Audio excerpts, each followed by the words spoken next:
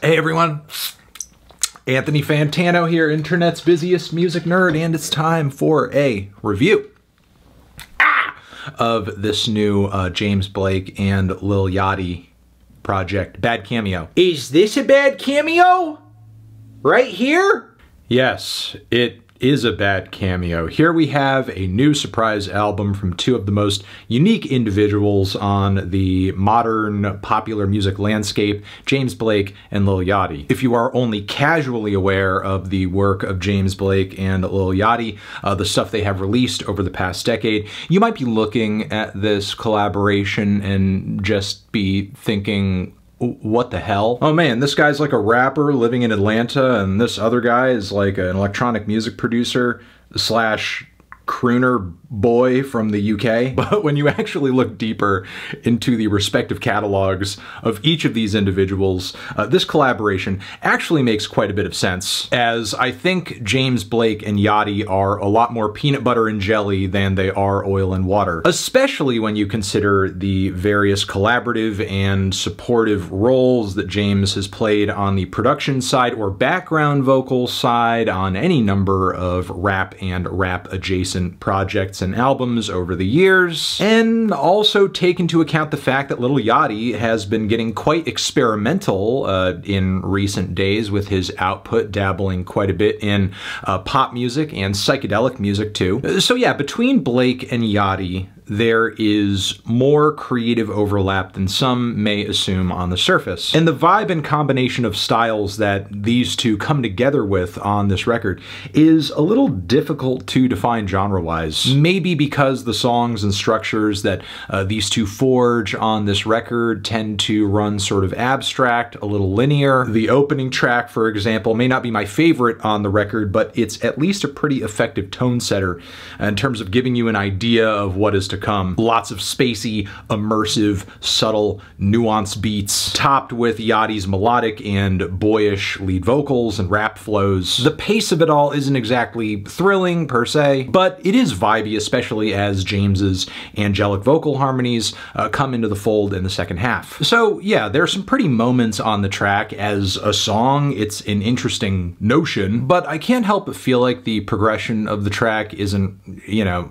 keeping me engaged too much, and that a bunch of other songs on this record, while they do contain some compelling sounds and vocal parts, they feel more like loose motifs than properly formulated and groomed and structured tracks, which I know James and Yachty are perfectly capable of doing on their own, but maybe they just wanted to do something more impressionistic for this crossover. Either way, again, there are numerous songs on this 10-track record that I think strike up a cool aura, like the droning, haunting waves of slow-moving sound effects and tones on the title track, which is maybe the most abstract cut of the bunch. But the song doesn't really do much other than just like kind of establish a vibe, a sense of place, and then it eventually sort of fizzles out. I imagine for somebody who hasn't had a whole lot of exposure to this sort of thing, it could be a bit mind-bending or refreshing. The textures and atmospheres that are laced into the production are certainly impressive, but again, for me, the entire thing just kind of goes nowhere fast. Meanwhile, some of the tracks that actually go somewhere feature climaxes and finales that